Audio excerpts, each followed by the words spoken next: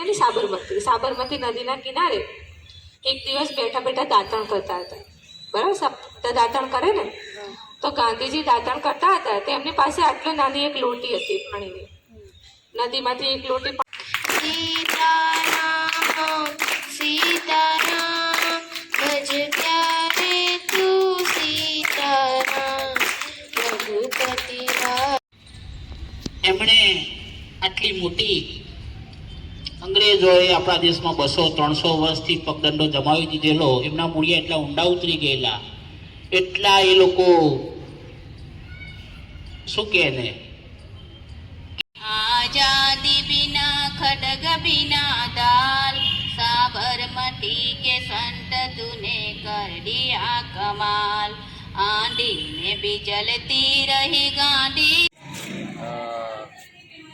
2 October Gandhi Jayanti નિમિત્તે હાજી કન્યા શાળામાં બાળકો દ્વારા સરસ ગાંધી જયંતિ ઉજવવામાં આવી. બાળકોએ સરસ ગીત રજૂ કર્યા અને ગાંધીજીનું પ્રિય ભજન વૈષ્ણવ જંતુ તેને કહીએ અને રઘુપતિ રાઘવ રાજા રામ, આ વિષય પર બાળકોએ સરસ ચર્ચા કરી. શાળાના આજે રજા હોવા છતાં શાળાકીય કાર્યક્રમની અંદર શિક્ષક મિત્રોએ સરસ ભાગ લીધો. તદુપરાંત નાંદી ફાઉન્ડેશનની દ્વારા નન્હી કલ્લઈ પ્રોજેક્ટમાં આજે બાળકોને વિવિધ કૌશલ્યો પર ટ્રેનિંગ તરીકે ટ્રેનર્સ 3 દિવસથી સતત આવતા રહ્યા છે. આજના દિવસે પણ તેમના દ્વારા સતત માર્ગદર્શન મળતું રહેશે.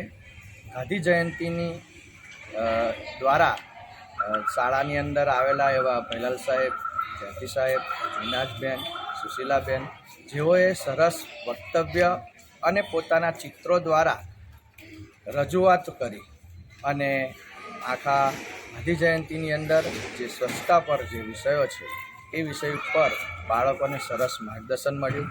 બાપુની આ જન્મ જયંતિ ઉપર આપણે સતત એમના જે કરેલા ગુણો, એ ગુણોને આપણે આપણા જીવનની અંદર સાકારિત કરીએ, એ જ આજની અભ્યર્થના.